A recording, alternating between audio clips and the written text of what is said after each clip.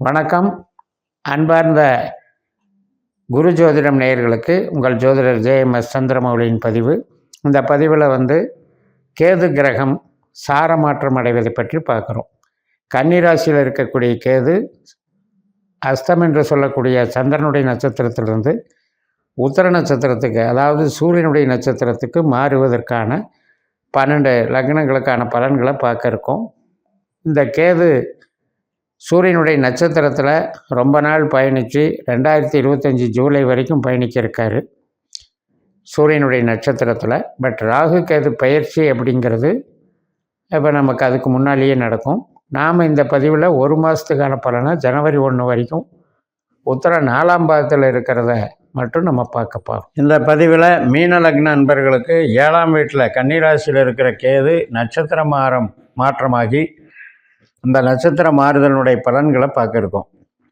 அதாவது இது வரைக்கும் சந்திரனுடைய நட்சத்திரத்தில் போயிட்டு இருந்த கேது அஸ்த நட்சத்திரத்தில் இப்போ சூரியனுடைய நட்சத்திரமான உத்தரம் 4ஆம் பாகத்துக்கு இப்போ வரக்கூடிய டிசம்பர் 2ஆம் தேதி மாறுகிறார்.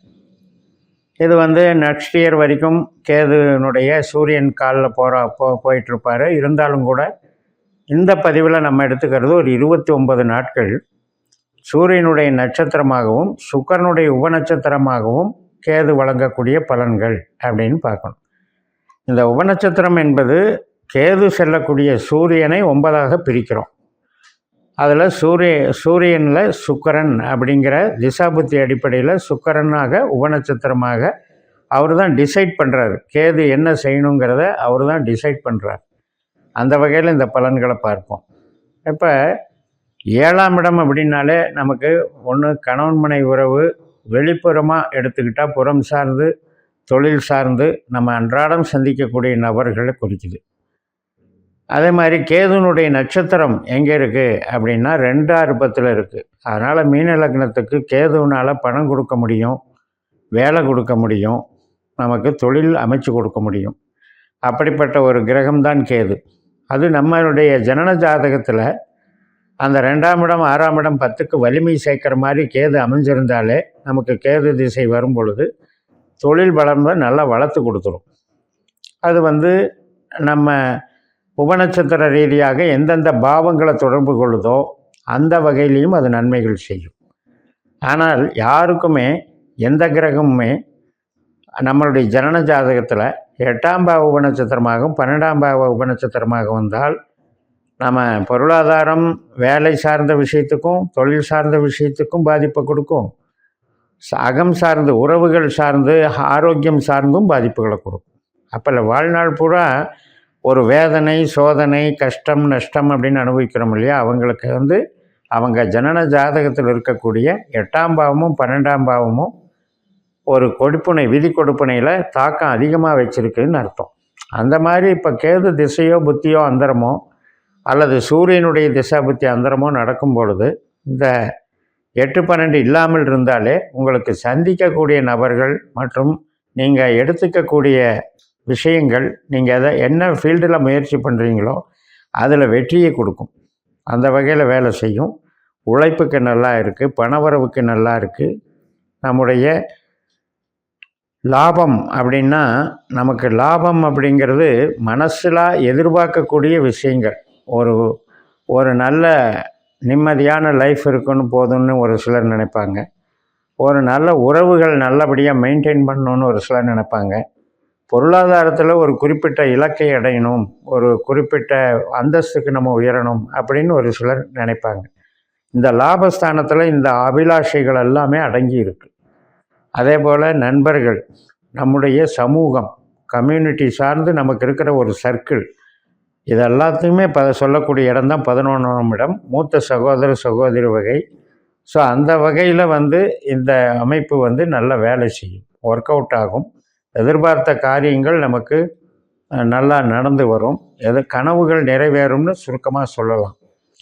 ஆனால் இங்கே நம்மளுக்கு வேலை சார்ந்து நல்லது செய்து ரைட்டு, அதே மாதிரி நம்ம எதிர்பார்க்க சம்பவம் நிகழ்வுகள்லாம் நல்லா நடக்குதுங்கிறத இருந்தாலும் கூட நமக்கு எந்த இடத்துக்கு பாதிப்பான இடம் 7ஆம் இடம் அப்படின்னு பார்த்தோம் அப்படின்னா, நமக்கு இப்போ 8ஆம் இடம் அப்படிங்கிறது ஒரு கெட்ட ஸ்தானம். அதுக்கு ஒரு பாதிப்பான இடம்தான் 7ஆம் இடம் இந்த இது.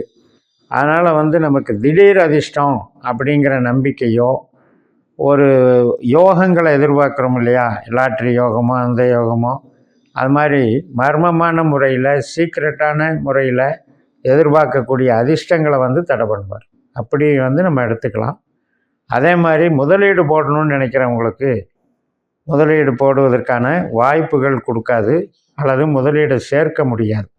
ஒரு இன்வெஸ்ட்மெண்ட் பண்ணி தொழில் ஆரம்பிக்கணும்னு நினைக்கிறவங்களுக்கு அது கைகூடாது. அதே மாதிரி வெளிநாட்டில் வந்து ஒரு பெர்மனண்ட்டாக இருக்கிறோம், பிஆர் வாங்கணும், அந்த மாதிரி ஒரு ஆப்ஷன், ஒரு இப்போ விருப்பம் அப்படிங்கிறதுலையும் கொஞ்சம் அது தடைகள் அல்லது காலதாமதம் ஆக்கிட்டுரும். எல்லாமே நமக்கு திசாபுத்தி அந்தரத்தில் கொடுப்பினைன்னு ஒன்று இருக்குது. அதுக்கு பேஸ் பண்ணி தான் திசாபுத்தி வேலை செய்யும். இப்போ நம்ம சொல்கிறது இந்த பதிவில் திசாபுத்திகளுக்கு நடந்தால், கேதுவோ சூரியனோ சுக்கிரனோ திசாபுத்தியாக நடக்கும்போது இந்த பலன்களை நீங்கள் டைரெக்டாக எடுத்துக்கலாம், நல்லது பண்ணும். அதே மாதிரி புது நபர்களுடைய சந்திப்பு, அதன் மூலம் வரக்கூடிய ஒரு நல்ல இது. ஒரு எதெல்லாம் கெட்டதோ அதையெல்லாம் வந்து ஒரு ரீசைக்கிள் பண்ணிக்கலாம். அதாவது கெட்டதெல்லாம் அனலைஸ் பண்ணி பார்த்து கெட்டதுன்னு நினச்சி அதை வந்து கிளியர் பண்ணிக்கலாம். அந்த மாதிரி விஷயமும் இப்போ நடக்கும். ஏன்னா கேது வந்து எல்லாத்தையுமே சுருக்கக்கூடியவர். அதாவது ஒரு பற்றுதல் அப்படிங்கிற விஷயத்த அது வந்து விரும்ப மாட்டார். ஒரு கிரேஸு, ஒரு போகம், மோகம் அப்படின்றதுலாம் டிட்டாச் பண்ணிகிட்டே இருப்பார்.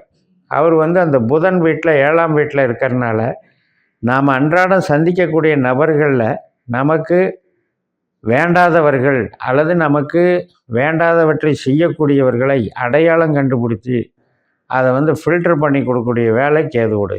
அதனால் அதிலிருந்தெல்லாம் டிட்டாச் ஆகிடலாம். இப்போ நம்ம ஜனன ஜாதகத்தில் 8ஆம் பாவம் 12ஆம் பாவம் தொடர்பு பெற்ற கேதுவாக இருந்தால் இது நெகட்டிவாக நடக்கும். நம்ம பார்க்குற நபர்களாலேயே நம்பி ஏமாறக்கூடிய சூழல் ஏற்படும். அதே மாதிரி கணவன் மனைவி உறவில் தேவையில்லாத சந்தேகங்கள், தேவையில்லாத வாக்குவாதங்கள், பிரிவினைகள், இதுக்குண்டான வேலையை அது கேது பார்க்கும். கேதுனாலே கலகம்னு அர்த்தம். அதாவது கெட்ட முறையில் நமக்கு அமைஞ்சிருந்தா அப்போ அந்த என்ன பண்ணுன்னா ஒரு வதந்தி, கலகம், குழப்பம் இதையெல்லாம் பண்ணிவிட்டு டேமேஜ் பண்ணிகிட்ருக்கும். அதேமாதிரி ஹெல்த்து அப்படின்றதில் பார்த்திங்கன்னா கேதுக்குண்டானது அல்சர் சம்மந்தப்பட்டது மற்றும் குடல் சம்மந்தப்பட்டது, கட்டிகள் சம்மந்தப்பட்டதில் பார்த்துக்கணும். நம்முடைய இடம் சார்ந்த ஒரு புதுசாக இடம் வாங்கலாம், ஒரு வீடு கட்டலான்னு இப்போ ஆரம்பிக்கிறவங்களுக்கு ஆரம்ப கால ஸ்ட்ரகிள் இருக்கும். திடீர்னு டக்கு டக்குன்னு வேலை செய்கிறதுக்கு இல்லாமல் தாமதமாகும். அதை பார்த்துக்கிட்டு நம்மளுடைய ஜனன ஜாதத்தை பார்த்துட்டு தான் தொடங்கணும். அதே நேரத்தில் நமக்கு மீனத்துக்கு பொறுத்த வரைக்கும் எப்போவுமே வெளியூர், வெளிதேசம், வெளிவட்டார பழக்க வழக்கங்கள்னே போய்கிட்டு இருப்பாங்க.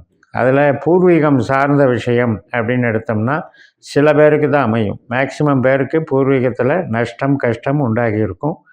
தந்தை சார்ந்த விஷயத்துக்கும் வந்து அது பெருசாக ஹெல்ப் பண்ணியிருக்காது. ஆனால் அந்த 9ஆம் இடத்துக்கு நமக்கு விருச்சிக ராசியாக வருது இல்லையா, அந்த இடத்துக்கு இந்த கேது வந்து ஒரு ப்ளஸ் பாயிண்ட்டை கொடுக்குறார். அதனால் பூர்வீகம் சார்ந்த நன்மைகள் கிடைக்கும், தந்தை வழி சார்ந்த நன்மைகள் கிடைக்கும், வெளிநாடு சார்ந்த வகையில் நமக்கு யோகங்கள் கிடைக்கும்.